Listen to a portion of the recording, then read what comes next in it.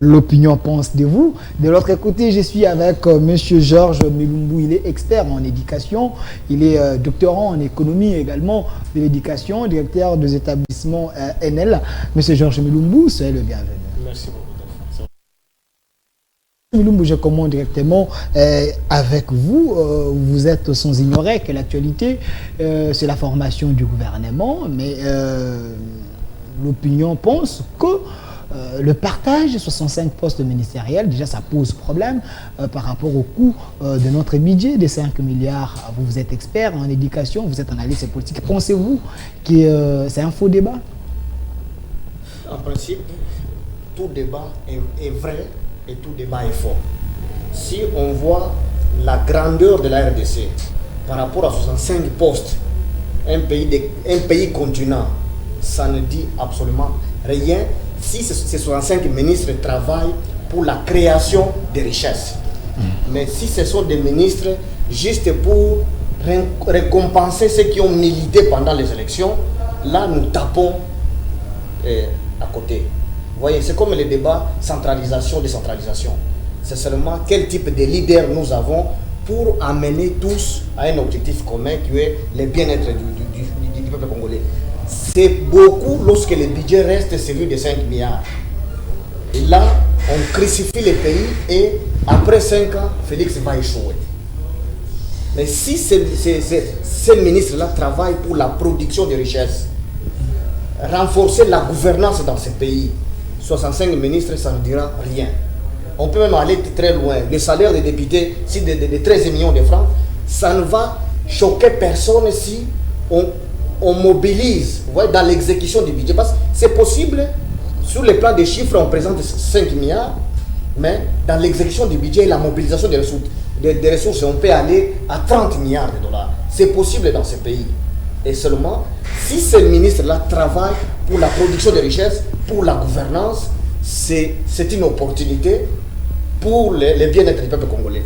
Mais si c'est seulement juste des récompenses, mon frère, c'est vraiment malheureux et nous ne pouvons que déplorer cette situation. Voilà, merci. Je rappelle que sur ce plateau, je serai également avec M. Makoloko Tambola qui va nous rejoindre de moment à l'autre également, avec Norbert Yamba. Mais M. Focas Kokelemena, vous êtes aussi analyste politique, vous êtes un politologue, vous connaissez bien l'histoire de ces pays. Est-ce que 65 postes ministériels, est-ce que ça n'est de trop pour un pays comme le Congo? Bon, le problème, c'est pas s'attarder au nombre, parce que moi, je pense que le compatible ne peut pas dire. Et le problème, c'est pas effectivement le nombre qui compte, parce que vous trouverez dans les États où on parle de développement, il y a des administrations qui sont gérées par 17, 18, 20 personnes. Et le problème, c'est la vision qu'on a. C'est la mission qu'on se donne avec ces nombres-là. Si on va faire une très bonne sélection, parce qu'au fait, pourquoi on va au gouvernement? C'est pour aller résoudre des problèmes, pour aller créer de la richesse, pour produire. C'est ça. Si on va mobiliser 65 personnes pour la production de la richesse, donc on en aura en abondance et on partagera équitablement. Ça ne créera pas de problème. Mais si c'est pour que 65 aillent consommer l'épée que nous avons, c'est là où les bas blessent. Et moi, je crois que la gestion de la République, à un moment donné, après avoir organisé les élections, il faut passer à la phase de l'intégration. L'intégration, c'est un moment où vous vous permettez à mettre de côté vos divergences et à regarder à l'objectif qui est le développement, la réponse aux désidérata populaires. Parce que le Congo, vous savez, c'est vrai, il y en a des ceux qui en bénéficient, mais le grand nombre, la majorité, les souverains dans son ensemble est en train de souffrir d'une apatité. Alors, c'est pourquoi, parce que tous nous ne pouvons pas aller aux affaires. Les souverains jugent mieux de trier parmi ceux meilleurs d'entre nous, afin d'aller former ces gouvernements. C'est un groupe de serviteurs du peuple. En réalité, c'est ça la terminologie qu'il faut utiliser. Moi, je n'aime pas les appeler les autorités parce qu'ils n'en sont même pas. Quand vous regardez l'analyse épistémologique de ce qu'ils sont en termes de faits, ce sont des serviteurs parce qu'ils sont sélectionnés par les souverains qui est lui l'autorité pour que, enfin, c'est là qui sont envoyés comme représentants puissent rendre service à l'autorité qui est le souverain. Donc si vraiment nous devons faire aussi avec nos concepts, nous devons cesser de les appeler des autorités, mais plutôt les appeler les serviteurs. Dès lors qu'ils sentiront qu'ils s'appellent serviteurs, ils vont développer des réflexes de serviteurs. Mais quand ils sont des autorités, ils développent aussi des réflexes des autorités et ils commencent à considérer les souverains comme les souverains qui étaient les serviteurs et lui qui était l'autorité. C'est cet inverse-là que je suis en train de déplorer. Ce sont des serviteurs et c'est pourquoi cela dépend de la sélection que le chef de l'État, qui dans une approche managériale que nous appellerons le coach, il doit nécessairement sélectionner le meilleur maître, l'homme qu'il faut à la place qu'il faut. À l'occurrence, c'est qu'il a produit en choisissant Muyembe pour résoudre une question d'Ebola, parce que Muyembe en est le détenteur de la connaissance nationale pour s'imprégner et donner des résultats. Donc, si on peut choisir des Muyembe au sein du gouvernement, parce que la gestion de la République est sectorielle, chacun avec la compétence qu'il faut, à la place qu'il faut, effectivement nous allons résoudre notre problème. Nous ne sommes pas contre les 65 qui vont manger, mais nous voulons que ces 65 qui iront manger produisent aussi pour que les restes se satisfassent. Donc le problème c'est ça, l'équilibre que nous voulons. Moi le débat ce n'est pas autour des 65, c'est vrai que notre budget est maudit, mais au moins si cela pouvait nous donner la possibilité d'augmenter les budgets, moi je crois que 65 ça ne dérangera pas trop, mais 65 ça sera de trop si ces gens-là ils viennent justement pour prendre les 70% de notre budget à leur satisfaction des besoins et les 30 ne saura pas résoudre les problèmes de la cité. Merci, M. Phocas Koukelemela. Mais M. Georges Milumbu, est-ce que pensez-vous que dans la coalition FCC, peut-on trouver de bonnes personnes qui peuvent relever les défis de ces pays? Comme je l'ai toujours dit, le Congo a un problème de capital humain. La compétence est moindre. Vous voyez qu'il fallait beaucoup de temps, il fallait que Ebola tue beaucoup de gens pour qu'on prenne, disons, le docteur Moumouembe aujourd'hui. Et les sérieux qu'on met par exemple dans le ministère de Santé, on ne nomme jamais quelqu'un qui n'est pas médecin à la tête du ministère de Santé. C'est déjà un pas. Mais dans d'autres ministères, tels que disons, le ministère de l'Éducation, on prend un couturier, un maçon, on les place là. Il ne connaît rien de la problématique sur la réforme de l'éducation de notre école qui est dépassée aujourd'hui. On place quelqu'un qui doit venir apprendre là et qui prétend être... Donc, la compétence est là. Et les compétences sont toujours dans l'ombre. Les compétents ne sont pas à la traîne des incompétents, disons des médiocres. Vous savez, aujourd'hui, dans la dynamique politique de notre pays, on nomme certainement les gens qui sont des fanatiques, qui sont des disciples. Or, les vraies compétences ne sont pas dans les fanatismes. Ils ont une certaine indépendance d'esprit. Et dans cette indépendance d'esprit, la médiocrité passe très loin. Comme on dit toujours, ceux qui s'assemblent se ressemblent. Les médiocres s'attirent et les compétents s'attirent. Vous verrez qu'autour des docteurs Mouyembe, par exemple, ce sont des compétents qui sont là. Et les faibles disparaissent d'eux-mêmes. Et dans d'autres secteurs, tels que l'éducation, l'agriculture, vous voyez des secteurs clés dans le développement du contexte du Congo. Si les compétents sont là. Les compétents, je te dis, sont là. Et bien identifiés, on sait comment les trouver. Ici, par exemple, le Congo. Vous voyez, par exemple, des structures internationales. On ne recrute jamais un poste important par recommandation. Mais tous les projets, tous les ministères, qui on ne recrute pas par recommandation. Tout le monde. Et c'est avec honte, avec dédain. Il faut traîner à la porte de quelqu'un pour qu'il te fasse une recommandation. Mais dans les structures de la Banque mondiale, lorsque je te dis que moi je suis consultant à la Banque mondiale, je fais 10 ans depuis que je suis rentré au pays, à l'UNICEF, PNID et Banque mondiale. Tu envoies ton CV sans voir la couleur de ta peau, si tu es blanche, tu as la peau blanche ou noire, on te recrute sur base, on t'interviewe.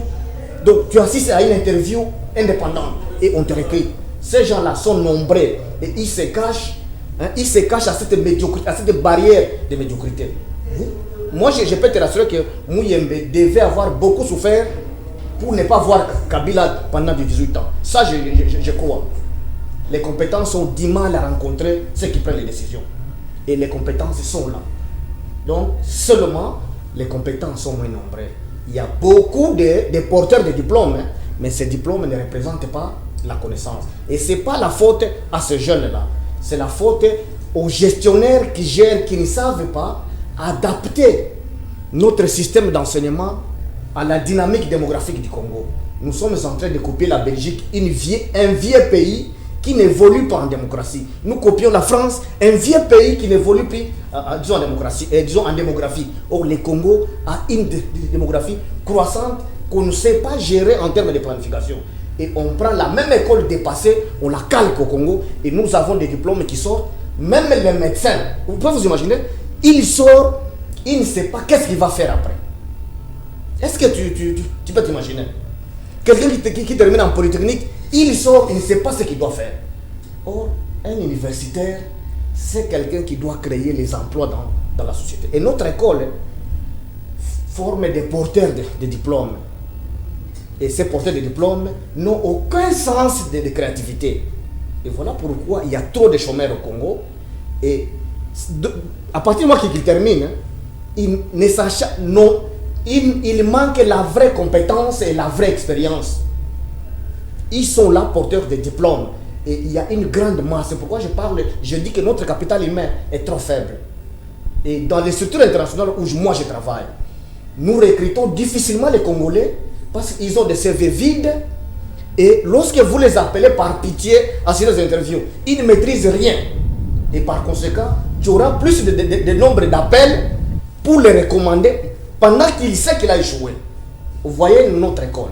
Le capital humain, c'est celui-là. Et c'est ce capital humain qui sont dans les marchés d'emploi. Il est nevé à Félix ou je ne sais pas à Vital. On les bombarde, il est conseil spécial du chef de l'État.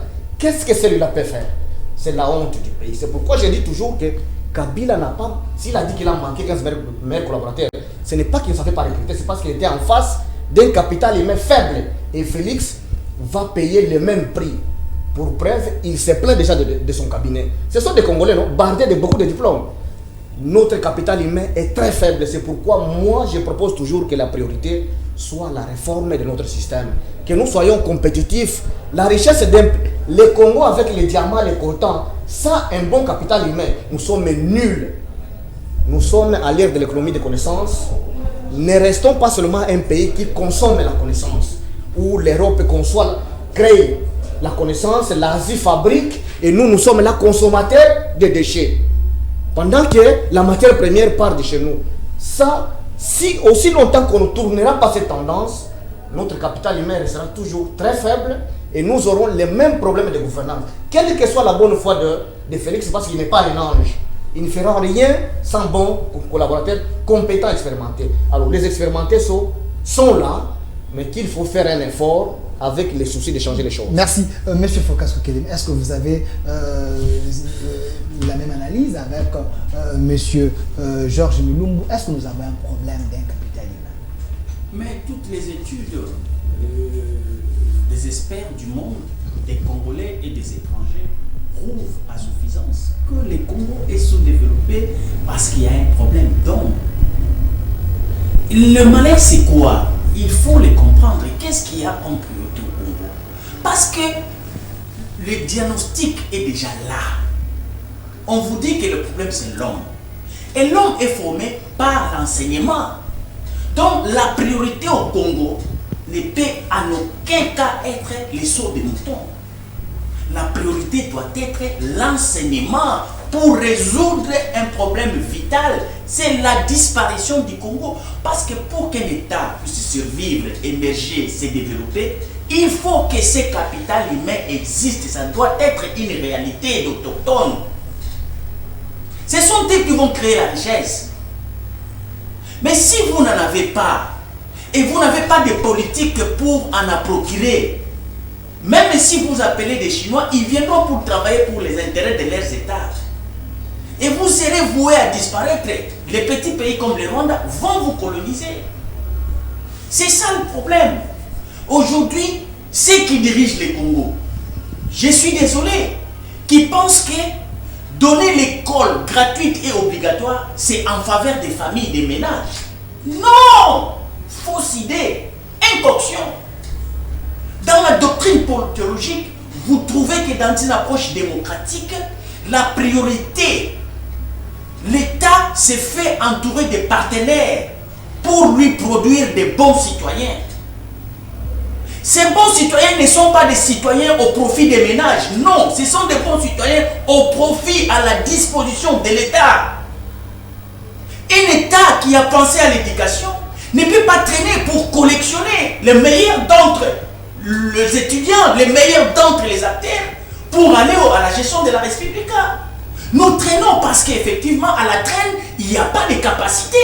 Et nous tâtonnons. Les pays que nous avons, parfois, ils sont camouflés avec honte d'apparaître dans la gestion médiocre.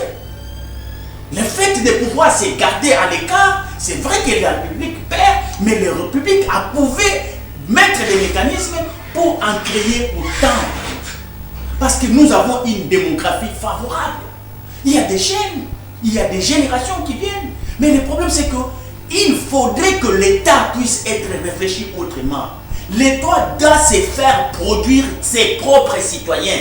Et quand on appelle citoyen au Congo, les gens pensent que c'est une affaire de 18 ans d'année d'âge biologique. Non. L'âge biologique, c'est autre chose. 18 ans, c'est vrai. Et dans un contexte démocratique, où vous avez maintenant le privilège de déposer votre pouvoir du souverain entre les mains de ceux qui complètent 18 ans pour en exercer. Mais dès que vous lui confiez le pouvoir pour en exercer à 18 ans d'âge biologique, pendant que vous ne l'avez pas préparé par l'enseignement pour qu'il puisse acquérir le 18 ans de la majorité intellectuelle, donc c'est une personne à problème. C'est un ignorant que vous donnez le pouvoir pour qu'il puisse gérer et juger la République. Or, on ne peut gérer qu'avec une connaissance, avec les savoirs, avec la lumière. Et cette lumière, on l'acquiert à l'école. L'État, la priorité, c'est l'école. Au-delà de tout, vous pouvez tout faire, mais ne privez pas à vos citoyens l'école. Parce que vous ne donnez pas l'école, donc vous êtes appelés à disparaître. C'est ça, c'est une réalité. Toutes les études faites démontrent qu'il y a un problème de capital humain. Et tous ici, nous le savons. Alors, parce qu'on a déjà diagnostiqué. Mais il faut mettre maintenant des mécanismes pour résoudre le problème. Mais vous faites semblant d'aller faire des sauts de moutons. Vous êtes en train d'aller taper à côté. Mais parce que vous n'aimez pas votre pays. Mais le chef de l'État a déjà pensé à la gratuité de l'enseignement parce qu'il dit ça va entrer en application cette année. C'est mon souhait. Et ça ne doit pas être considéré comme si on est en train de donner une certaine faveur à des ménages.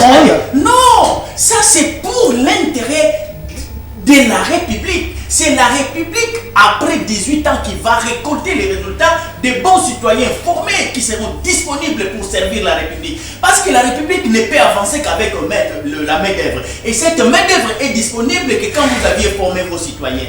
C'est pourquoi moi j'ai dit, nous tapons toujours à côté. Pourquoi? Parce que ceux qui nous dirigent dans la plupart des cas, ce sont des parvenus qui ne savent même pas la doctrine de la gestion de la République.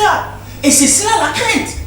Le problème, c'est que, mon frère vient de dire, je voulais confirmer que c'est un problème de capital humain. Le capital humain, dès que vous l'avez, vous avez la richesse que le Congo regorge, donc vous créez la richesse et vous devenez prospère. Merci, monsieur Focas. Voilà le sujet d'aujourd'hui. Prochain gouvernement, profil et priorité, on en parle. Mais monsieur Georges Mulumbu, je rappelle que vous êtes aussi expert en éducation, mais le chef de l'État a pensé de la gratuité de l'enseignement. Est-ce que pensez-vous que dans 2 ans, 3 ans, dans 5 ans, la RDC peut manquer les hommes capables pour assumer la relève? Pour penser que demain sera meilleur, ce sont les actes que vous posez aujourd'hui, la vie que vous menez aujourd'hui, qui prédit l'avenir. Fabriquer les papiers mouchoirs, c'est simple, mais former un capital humain, c'est un processus qui prend du temps. Et si il ne s'y prend pas maintenant, il va passer 5 ans sans produire un seul licencié dans les domaines importants. Parce qu'il faut 5 ans pour produire un licencié dans notre système. Et les produits dans notre système, avec nos universités sans bibliothèque, sans rien. Qu'est-ce que les autres pays... Donc, il peut le faire s'il s'y prend. Vous voyez comment est-ce qu'il a pris le pouvoir. Pour bien asseoir son pouvoir, la première chose c'est quoi? Il a envoyé les jeunes à la formation militaire, non, pour qu'ils soient bien sécurisés. Vous voyez comment est-ce qu'il prépare sa sécurité. C'est son capital, il met sur le plan sécuritaire. Maintenant, dans le domaine des têtes pensantes, rien ne se fait. Depuis que je suis rentré dans ce pays, je ne vois pas de Congolais sérieux envoyés à prendre la connaissance. Tu vois, même dans l'histoire, hein, si aujourd'hui l'Afrique est à la traîne, c'est parce que les autres continents ont envoyé leurs intelligences à prendre en Égypte. Et ils ont volé notre connaissance. Aujourd'hui, nous, Africains, nous apparaissons comme n'ayant pas une civilisation. C'est un problème de former avec notre système d'examen d'État. Ce sont les enfants faibles qui sont lauréats ici. J'ai même dédain lorsque je vois ces jeunes.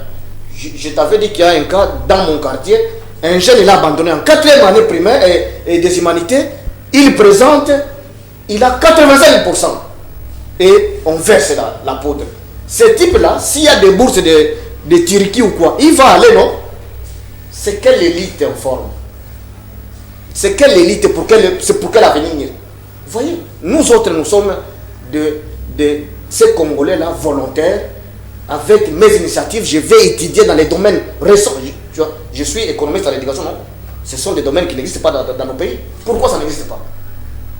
C'est parce que l'éducation n'est pas une priorité pour ces pays. Donc, pour préparer le capital humain, ça doit se penser maintenant. Et pour se penser maintenant, ce n'est pas dans cette dynamique de corruption. Cette dynamique, nos étudiants terminent les universités sans terminer un livre comme celui-ci, l'ouvrir du début à la fin et te dire la conclusion. Et ils sont des licenciés. 5 ans, s'ils veulent rester dans l'histoire, c'est commencer dès maintenant, identifier les jeunes compétents dans la culture de la dignité, pas dans le clientélisme. Vous voyez même les simples tests de lecture que nous faisons avec les PSPC. Un enfant brillant, il réussit honnêtement, mais un sous-prophète prend son neveu, il envoie ça parce qu'il aura des frais d'émission, il sera logé. Vous voyez cette culture-là? C'est ça la culture qui constitue une banque émotionnelle. Donc, beaucoup de diplômés dans leur banque émotionnelle, comme toi tu as l'argent en banque, tu sais que j'ai 10 000 $, j'ai 1 000 $. Tu es content de ça, non? Maintenant, dans la banque émotionnelle de l'intellectuel congolais, c'est le clientélisme, la fraude, la corruption. Tu termines, on te recommande, la première chose c'est voir qu'est-ce que je vais gagner. C'est ce qui fait que le président actuel souffre avec son cabinet. C'est pourquoi Vous avez un problème avec le cabinet du chef de l'État? Mon cher, la réussite de Félix, même s'il ne me donne moi pas l'emploi, c'est le Congo. Vous savez, lorsque nous sortons représenter les pays à l'étranger, moi je peux faire la fierté du Congo, mais si nous sommes autant et d'autres, ils font rire les pays. Vous pensez que c'est seulement Félix? C'est tout le monde, non? En ce moment-là, c'est seulement Congolais. Donc, les soucis, c'est de là où il y a l'excellence, là où il faut l'excellence, il faut l'excellence. Tu vois déjà comment il a pris Mouyeb. Le monsieur qui était là, il a démissionné par honte, par exemple. Et si l'expertise est identifiée dans plusieurs domaines, il va réussir. Au lieu de rester là, non, Kabila, il a fait 18 ans, il a détourné, il a fait quoi? Et après 5 ans, on va encore juger Kabila. On va juger Félix avec c'est pourquoi j'ai toujours proposé, par exemple, pour les cas d'espèce, je dis qu'il mette Matata Pogno comme son directeur de cabinet. Il prend Vital, il les met même à l'intérieur là. Tu verras que les choses vont bouger. La rigueur, la culture de la dignité. Vous voyez, les compétences sont là, mais on les repousse par les rigueurs. Voilà. Merci. Monsieur Focas Kokelemena, les soucis et que le Congo gagne. Mais parmi les 10 critères, parce que bientôt là il y aura la formation du gouvernement, parmi les 10 critères pour être ministrable, mais le chef de l'État a demandé que la jeunesse soit aussi représentée. Mais apparemment, dans les partis politiques, nous ne voyons pas une jeunesse plus responsable. Il n'y a que des vieux qui ont de l'expérience. Pensez-vous, avec ces critères, on peut avoir des jeunes qui peuvent relever les défis, être à la hauteur de la tâche? Mais parce que vous ne pouvez pas prétendre avoir des jeunes formés sans pour autant disposer la bonne formation, la bonne éducation, le bon enseignant, la bonne école au préalable. Parce que ce n'est pas une génération spontanée qui va quitter le ciel pour tomber. Vous devez vraiment programmer cela. Quand vous allez au Rwanda aujourd'hui, on vous dit que l'école est gratuite et obligatoire. Et on vous dit que dans les crèches en primaire, vous avez déjà des ordinateurs à table, à l'école. Qu'est-ce qu'ils veulent, ces gens-là? Ils veulent former une génération qui sera en compétition avec l'Europe, avec l'Asie. Mais vous, qu'est-ce que vous voulez au juste? C'est ça. De quelle jeunesse dont il parle? La jeunesse, ce n'est pas un problème d'âge biologique. En politique, le problème d'âge biologique, c'est la jeunesse pour la médecine, pour la pharmacologie. C'est là où on pense que le jeune, c'est quelqu'un qui a moins de 50 ans. Mais en politique, jeune signifie l'énergie pour la reconstruction. Cette énergie, si on la retrouve dans un homme âgé de 90 ans, il est capable de donner sa pierre à l'édifice pour créer la richesse, c'est celui qui est jeune. La jeunesse n'a rien à voir en politique avec l'âge biologique. La jeunesse, c'est l'espérance qu'on a sur quelqu'un de pouvoir donner son énergie, sa force, son intelligence et créer la richesse. Mais dès lors que tu as 50 ans, tu n'as pas de savoir, tu n'as pas de connaissance, tu n'as pas d'énergie pour créer la richesse, tu n'es pas jeune, tu es un cas social. Ta place, ce n'est pas la gestion de la République. Mais quels sont les jeunes que nous avons dans les partis politiques aujourd'hui? Ce sont des jeunes qui sont des fanatiques faucons, des animateurs, des dialoguistes. Ce sont ces jeunes-là qui sont là. Mais les pays qui sont aussi rodés par le fait qu'ils ont étudié. Il y en a des ceux qui viennent des universités, qui ont marqué avec leurs capacités personnelles. Ils existent. Mais moi, les débats ne peuvent pas être à ce niveau-là. Jeune ou pas jeune, c'est la capacité de pouvoir créer la richesse. C'est la capacité, les degrés du savoir. Il faut être un homme éclairé. Je vous ai toujours dit qu'aujourd'hui, si le monde, les systèmes planétaires fonctionnent aisément, c'est parce que toute autre planète navigue autour du Soleil. C'est pourquoi on vous dit que le Soleil qui crée l'équilibre planétaire a de l'énergie, a la capacité. Chaque fois que tu as vu le Soleil tenter venir vers lui, non, la Lune venir vers lui en oubliant sa trajectoire, ce qu'on appelle éclipse solaire, le Soleil perd toujours son combat. Il rentre parce que le Soleil domine toujours. Le problème, c'est la lumière qu'il faut avoir, l'énergie qu'il faut avoir. Il faut donner pour que vous puissiez être compté parmi le meilleur d'entre nous. Les artistes, les ingénieurs sociaux, ce sont des acteurs majeurs de la gestion de la République. Aujourd'hui, même si vous avez un enfant de 14 ans qui est un savant, capable de donner des solutions aux problèmes pour un homme politique, c'est celui-là qui est jeune. On ne l'appellera pas enfant parce qu'il a la capacité de résoudre les problèmes de la société. C'est ça la jeunesse.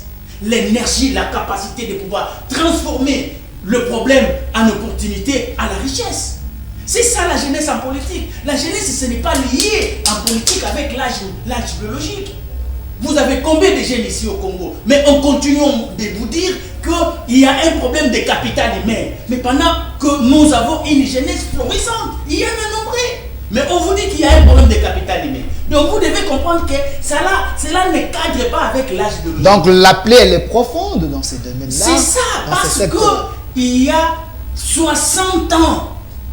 Parce qu'aujourd'hui, si lors des indépendances, on avait continué avec l'allure, c'est de Lumumba, Kasavubu et consorts, ils ont bénéficié de l'école digne, des enseignants qui les ont enseignés. Ils écrivent jusqu'à nos jours sans faute d'orthographe.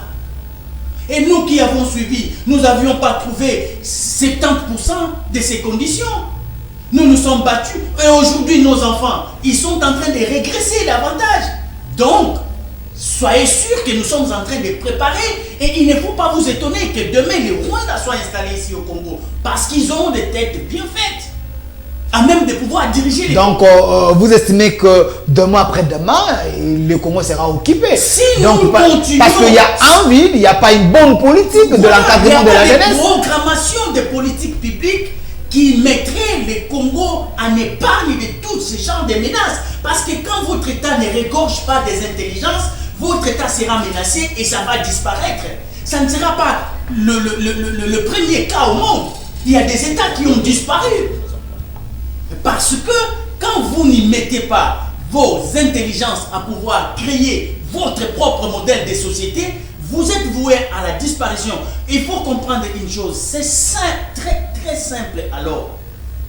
Quand l'État prend l'initiative de pouvoir donner l'école gratuite et obligatoire, ce n'est pas une faveur pour les ménages. C'est pour son propre bien qu'il trouve sur la place publique des citoyens bien formés par la famille, par l'éducation, par l'église, par l'instruction qui est l'école, afin qu'ils se servent de ces intelligences-là. Et regardez, dans d'autres ici, nous avions fait une copie, mimétisme aveugle. Je vais le prouver comment.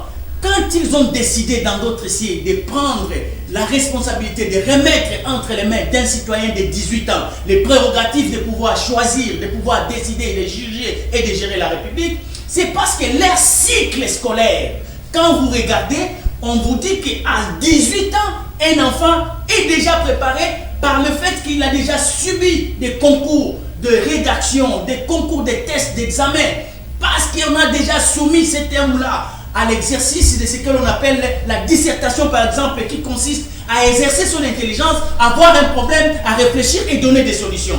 Donc, c'est-à-dire qu'on prend la disposition mentale qui est l'intelligence qu'on a fait conçue à l'enfant pendant 18 ans à l'école et on prend son âge biologique, on associe cela, l'âge biologique et l'âge mental très travaillé, on vous donne maintenant des responsabilités de la gestion et de juger la République. Merci, M. Focas. On ne tient pas compte de l'autre aspect, de l'enseignement, de la formation de l'homme de 18 ans, mais on considère seulement l'âge biologique. Merci. Et c'est pourquoi nous sommes dans cette situation. Merci M. Focas. Nous voulons sauver les Congos. Voilà pourquoi nous vous invitons, vous, les spécialistes et les experts pour aider ces pays. Mais M. Georges Mulumbu, vous êtes expert en éducation, mais parlons des critères parce que nous attendons ce gouvernement qui va relever certainement les défis de la République démocratique du Congo, mais il y a aussi un autre critère, on parle de la représentativité de la femme au sein de ce gouvernement.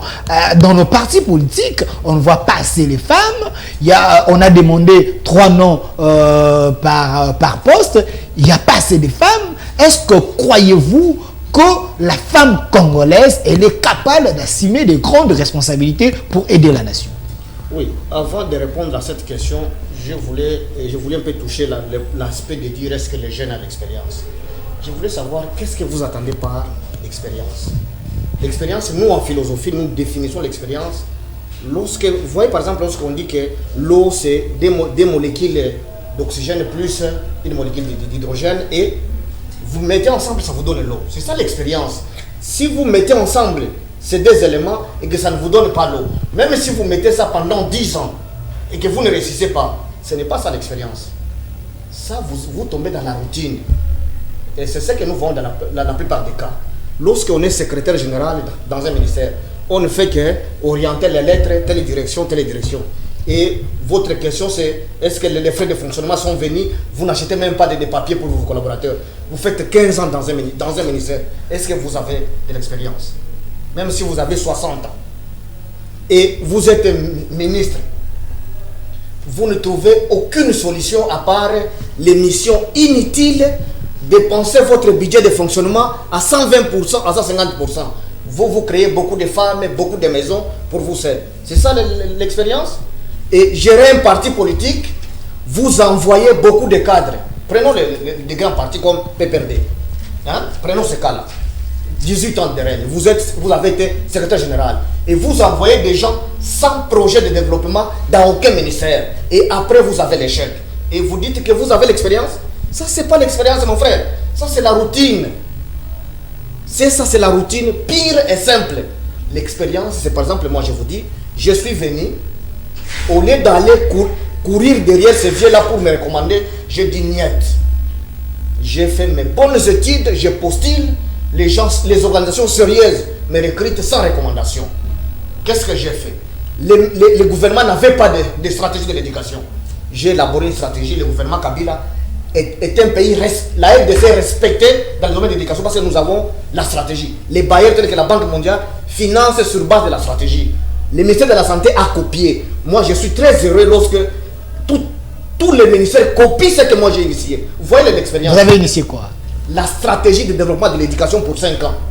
Ça, demandez, Maker Mwangou s'il me suit, il peut le témoigner. Et tout celui qui le connaît, il peut témoigner. L'œuvre de Georges Milou. Vous voyez l'expérience. Est-ce qu'il faut avoir beaucoup de barbe? Il faut avoir 70 ans. Vous voyez. La réflexion sur la gratuité, n'est-ce pas? Je suis en train de donner des solutions pratiques. Ces solutions-là, je les ai déjà données plusieurs fois. Même lorsqu'on avait pris la première mesure de la gratuité. Maker, moi, vous savez que moi, je l'avais vu et j'ai rencontré tous les membres de son cabinet pour lui dire ne prenez pas la mesure de la gratuité jusqu'en 3e primaire. Prenez la gratuité progressive à partir de la première année. Et même maintenant, comme nous sommes dans un contexte où il faut gérer les choses, vous voyez, l'expérience ne signifie pas nombre d'années passées dans un poste. C'est quels résultats vous avez fait pour l'organisation. Voilà l'expérience et le leadership. Hein, l'influence s'implique dans ça.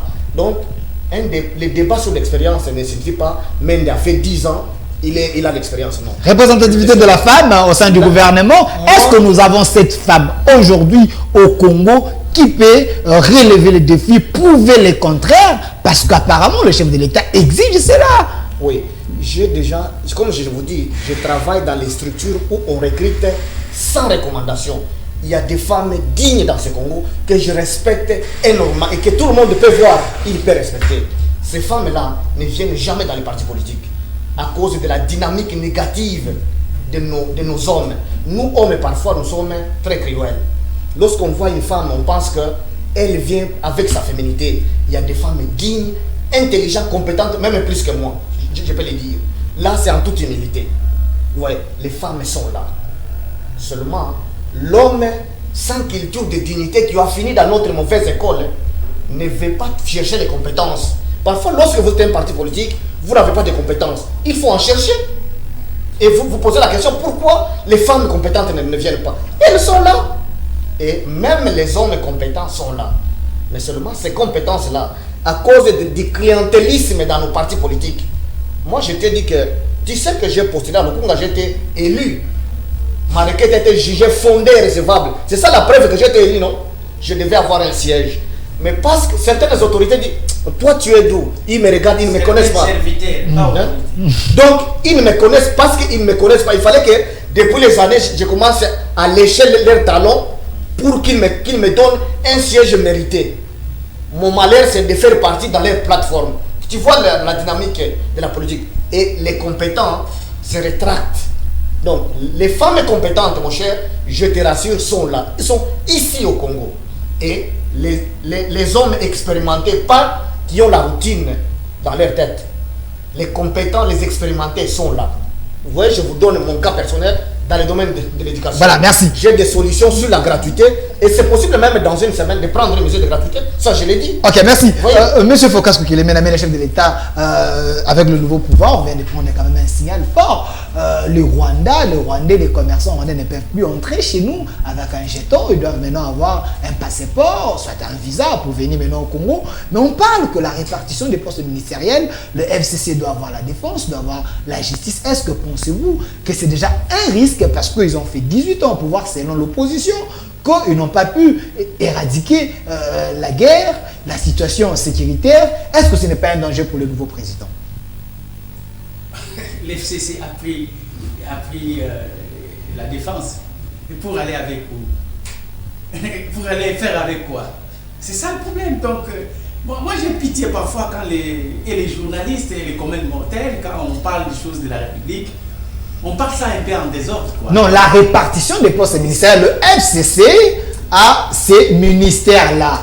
Mais non, selon les analystes avérés, ils pensent que ces ministères devaient revenir au cash parce que le FCC en avait pendant autant d'années. Moi, le débat n'est pas au niveau des cash, FCC. Le sujet là, prochain gouvernement, profit et priorité. Le débat doit être tourné autour de la gestion de la République. La gestion de la République n'a pas de couleur. Voilà pourquoi j'ai dit profit et priorité. Si nous devons parler, parce que je ne vais pas aller dans... Évoluer.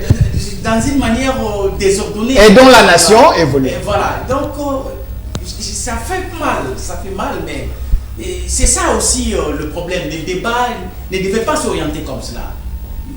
FCC a pris, Cash a pris pour aller avec nous. C'est ça le problème. On est détenté des ministères pour gérer la République. Il va aller avec nous. C'est ça le problème. Qu'est-ce qu'il va faire avec une politique isolée? Je ne sais pas comment. Donc c'est ça aussi. Donc vous devez aussi nous aider. Vous aussi, les médias qui êtes aussi le pouvoir. Je vous donne un exemple. Je vous donne un exemple. Je vous relance. Je vous donne un exemple. Les chefs de l'État signaient les ordonnances présidentielles. Il y a la ministre du portefeuille, elle n'a pas exécuté. Pourquoi? Parce qu'elle a des penchants. Je mets les débats. Pourquoi? Parce qu'elle a des penchants avec les FCC. Maintenant, les autres, c'est Mo qui a été ici avec moi, il a dit la même chose. C'est un risque. Voilà pourquoi je pose la question. Voilà. Dis-moi. Noël Chani également. C'est bien, c'est tout. Il a dit aussi que c'était un risque.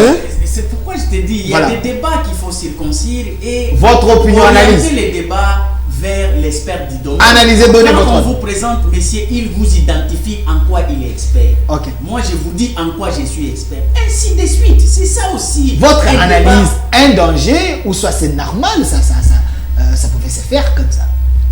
Je vous dis que ces débats-là que vous voulez amener, que nous puissions entamer maintenant, vous n'avez pas le temps matériel. Parce que je dois mettre en ordre et la question et la problématique. Vous craignez les gens du FCC, mais quoi? Non, non. Santé, voilà, vous êtes protégé par moi. Répondez à ma question. Le problème, ce n'est pas FCC. Voilà. Non, je suis en train de te parler des principes de la gestion de la... Je vous laisse le temps, 2 minutes. Parce que quand déjà vous parlez d'une coalition, quand on parle d'une coalition, c'est une coalition qui doit nécessairement se mettre en place en faveur.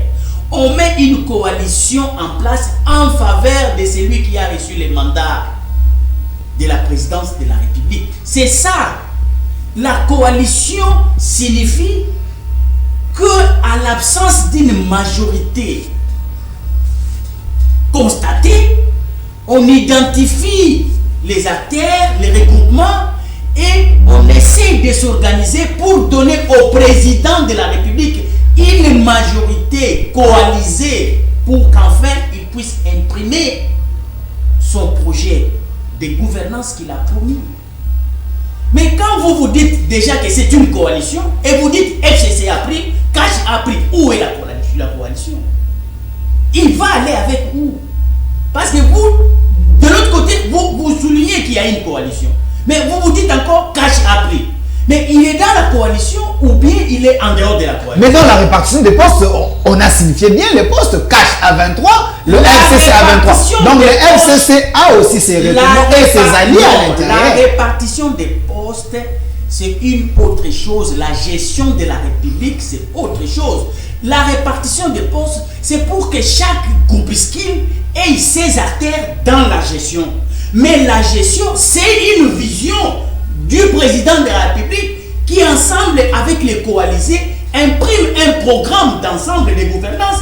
Donc, ce que FCC a pris là ne peut pas être une politique isolée qu'il va appliquer en dehors de la vision de la gouvernance. Et lorsque la ministre du portefeuille refuse d'obtempérer, d'exécuter parce qu'elle a les acquaintances avec le FCC, le chef de l'État devient stérile à ce moment-là. Mais c'est ce que mais pourquoi alors vous parlez de la coalition? Alors il n'y a pas la coalition. Voilà, c'est pourquoi toi d'abord tu as utilisé le mot coalition. Pourquoi? C'est ça le problème. C'est pourquoi je vous ai dit que si vous devez me questionner moi comme politologue, je dois commencer d'abord à réparer la question, la remettre en ordre et commencer maintenant à expliquer et ôter tous les hommes d'ombre qu'on vous a amenés, ceux dont vous aviez interrogé, qui ont répondu d'une manière désordonnée. Donc selon vous, c'est une coalition de façade. Vous savez, même les journalistes, quand vous allez au Gabon, ici au Cameroun, ils posent des questions aux experts dans ces domaines. Voilà. Ils ne posent pas des questions à n'importe qui parce qu'il a son nom. Non. C'est ça le problème. Moi, quand vous me posez des questions sur l'économie, je vais me réserver. Mais quand vous vous me posez des questions sur la gestion de la République, c'est mon domaine de prédilection. Je viens et je réponds à l'invitation. Les problèmes, vous nous rendez aussi un très mauvais service. Parce que ces gens-là que vous appelez, ils sont des détenteurs du pouvoir sur l'opinion. Et ils communiquent des hérésies et ça reste. Merci. Je vais terminer. Une minute, Chité. Je vais te faire savoir une chose. Aujourd'hui, vous parlez des difficultés de ce que vous avez noté en termes de sélection des compétences. On vous dit que l'IDPS, 37 ans d'élite, mais l'IDPS n'a pas envoyé des jeunes de l'IDPS en formation pour que demain, quand ils auront le pouvoir, que ces jeunes-là puissent être des membres. C'est déjà une crise. Je vous dis. Non, je suis en train de te démontrer. PPRD même, est-ce qu'ils ont une vision durable pour la République? Pourquoi ils n'ont pas sélectionné les jeunes de PPRD pour les envoyer boursiers, apprendre, avoir la connaissance et rentrer au pays? Et aujourd'hui, quel est ce parti politique qui n'a qu'un seul boursier seulement qu'ils ont envoyé parce que demain, cet homme-là sera expert en idéographie, par exemple? Personne, aucun parti politique. C'est pourquoi moi je vous dis que même si vous utilisez les concepts de parti politique, pour moi, je vous dis qu'au Congo, il n'y en a pas. Voilà, merci. Et quand vous me dites, vous me parlez de la démocratie, je vous dis que Congo, ce n'est pas une démocratie. C'est ça, comme ça. Pour moi, les problèmes, le contenu qui doit nécessairement être dans un mot, dans un concept, s'il n'y en a pas, je vous dis que je suis en réserve. Voilà, merci. Monsieur Focas Kelemena, Monsieur Georges Mulumbu, le gouverneur de la ville de Kinshasa vient de reconduire les anciens bourgmestres, la majorité, il vient de les reconduire encore dans les affaires. Pensez-vous que nous sommes encore dans la continuité ou la rupture? Parce que la ville de Kinshasa, selon les autres, c'était une ville méconnaissable, mais on reconduit les gens qui ont géré pendant autant d'années. Est-ce que nous voulons les changements ou soit on continue encore dans les désordres? Oui, avant d'aborder cette question, retenons que la coalition FCC Cash, c'est une opportunité. Il y a des faiblesses qui existent, mais qu'on peut améliorer. Lorsque l'histoire de Soto-Mouton ne marche pas, c'est notre ami Louaka qui était là, non? Thomas Louaka. Est-ce que qui on critique le plus? C'est Thomas Louaka, c'est Kabila ou c'est Félix? La réponse est Félix qu'on critique, non? Donc, malgré la coalition, la personne qui est redevable de tout, c'est le chef de l'État. Comme mon frère l'a dit, lorsqu'on met des gens dans une organisation telle que le gouvernement, c'est le président de la République qui doit instiller sa vision. Donc, évitons les débats. Lorsque aujourd'hui, même si on nomme le ministre des Finances, avec déjà la nouvelle impulsion, la DGDA a multiplié les recettes, non? Est-ce que là, c'est FCC qui a bloqué ou qui a autorisé pour qu'il y ait beaucoup de recettes? Ce n'est pas par la peur, parce que depuis longtemps, pourquoi c'est un problème de leadership. Ne le faisait pas. Donc, ne pensons pas que l'FCC est là pour bloquer. C'est un problème de leadership de Félix. Et nous croyons que, comme nous pensons toujours, une autre c'est possible, il y aura un changement. On nomme les nouveaux, disons les bourgmestres. Oui, disons les élections municipales n'ont pas eu lieu. Ce n'est que normal qu'on... Déjà une violation de la Constitution. Ce n'est que normal qu'on prime des jeunes disciples ou fanatiques de certains. Est-ce que c'est parce qu'ils sont compétents? Je ne pense pas. Et ce qu'on a reconnu, est-ce que c'est parce qu'ils sont incompétents? Moi, je dis non. La loi sur la décentralisation, je suis en train d'appuyer un projet avec l'ISAID dans 9 provinces. Nous appuyons la décentralisation. Les provinces ont dépouillé toutes les compétences des communes. Mon frère, c'est horrible. Allez, le marché de la liberté là, aucune taxe ne reste dans la commune de Massina. Est-ce que vous pouvez vous imaginer? Comment ici à Kinshasa, aucune taxe de la commune du marché de la liberté ne reste dans la commune de Massina. La pauvre dame qui est là, elle est étiquette. Vous vous imaginez? Si on reconnaît... Mais le marché appartient à la ville quand même. Appartient à la ville, mais pour appliquer la loi de la décentralisation, il y a des recettes qui doivent rester à la commune pour développer la commune. C'est le seul endroit qui peut procurer des recettes à cette dame-là dans le marché. Et beaucoup de communes... Si vous allez à Colosie, il y a une commune qui a une rétrocession de 2 millions de dollars. Rien ne reste dans cette commune. Est-ce que vous imaginez? Ça va en province. Les problèmes, ce ne sont pas ces pauvres bourgmestres. Les problèmes sont des gouverneurs qui dépouillent toutes les compétences. Vous voyez, le Congo a de très beaux textes. Mais nous manquons l'homme qui a la culture de la dignité. Le problème du capital humain est réel. Nous avons déjà des prédateurs sans culture de dignité et qui ne pensent que sur leur petit ventre. C'est ça le problème. Les pauvres qu'on a reconduits, ils sont là, depuis de leurs compétences. Les nouveaux qui sont venus, ils vont rencontrer les mêmes difficultés. Pourquoi on n'est pas démissionné? Le problème est qu'ils travaillent sur d'abord la transparence sur les paix qu'ils gagnent. Parce que même ceux qui sont là, il y a des petites recettes qui rentrent. Il n'y a aucune transparence. C'est n'importe quoi. Donc, le problème, c'est renforcer la gouvernance dans ces pays. Le Congo, c'est un paradis, mon frère. Merci. Si on renforce la gouvernance, les communes vont se développer de soi. Merci. Mot de la fin, M. Phocas Koukelemena. Vous êtes un politologue. Si le chef de l'État est en train de vous suivre, en quelques mots, comment l'aider pour qu'il puisse réussir son mandat? Parce que vous n'êtes pas moins congolais que les autres. Les soucis ici, c'est que les Congos gagnent. Je voulais, avant de répondre à la question, vous répondre par rapport à votre préoccupation de l'expérience. Okay. L'expérience ne consiste pas forcément à être active dans l'action qui peut vous faire acquérir l'expérience. Vous pouvez avoir l'expérience par le fait de pouvoir lire ou observer celui qui exerce. Et vous pouvez acquérir de l'expérience par là.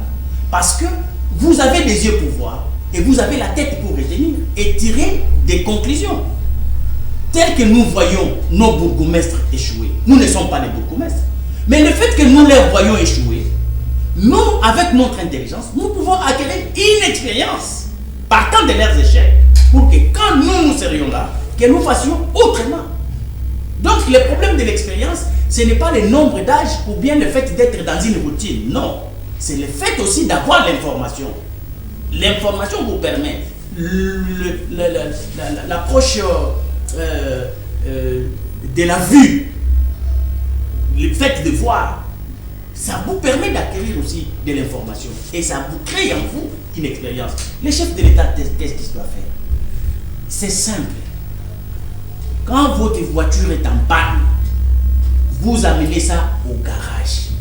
Vous ne donnez pas à votre oncle ni à votre cousin. Vous cherchez les spécialistes qui peuvent résoudre le problème du véhicule. Vous n'amenez pas ça chez n'importe qui, non. Et quand un État est malade, il faut chercher des experts dans ces domaines sectoriels pour leur confier la mission pour traiter. Personne ne prend son fils qui est malade. Merci. Pour l'amener chez son oncle qui est mathématicien, il l'amène, même si c'est son oncle, mais qu'il soit médecin. Merci, Monsieur Donc Phocas. le problème, c'est cela. Okay. Que les chefs de République sachent qu'on ne peut gouverner qu'avec les savoirs. C'est les savoirs qui aident la liberté. Merci. C'est Merci. avec les savoirs concrets des Merci. C'était aussi votre mot de la fin. C'est aussi votre mot de la fin, Monsieur Georges Milumbu. 30 secondes. Votre mot de la fin. Aidons la nation. Oui. Un conseil au nouveau chef de l'État. Comme le chef de l'État a identifié Dr Mouyembe dans la santé, l'expertises existe dans plusieurs domaines. Voilà. Qu'il cherche aussi les experts dans d'autres domaines. Ils sont là. Et il peut réussir déjà comme il a réussi avec Ebola. Et pour la gratuité, nous avons une solution. Parce que la gratuité, c'est une opportunité pour les 2 millions d'enfants en dehors de l'école. Mais ce n'est pas une bonne nouvelle pour l'élite congolaise, pour qu'on prépare un capital humain qui doit développer ce pays et répondre au rendez-vous de l'émergence. Merci, Monsieur Georges Milumbu. Je rappelle que vous êtes expert en éducation, doctorat en économie, d'éducation également, directeur des établissements NL. Merci d'avoir répondu à notre invitation. Et de l'autre côté, j'étais avec Monsieur Phocas Koukelemena, un politologue, analyste indépendant. Merci d'avoir répondu également à notre invitation. Merci aussi à vous, fidèles téléspectateurs. Restez fidèles à notre programme. Un grand merci à notre AG Papa Likundi. Et derrière la caméra, il y avait Christian Tondo. Et également aussi merci à notre directeur de programme, Radley Dikansa. Et Sacré Mbouyamba qui était à la réalisation. Restez fidèles à notre programme. Au revoir.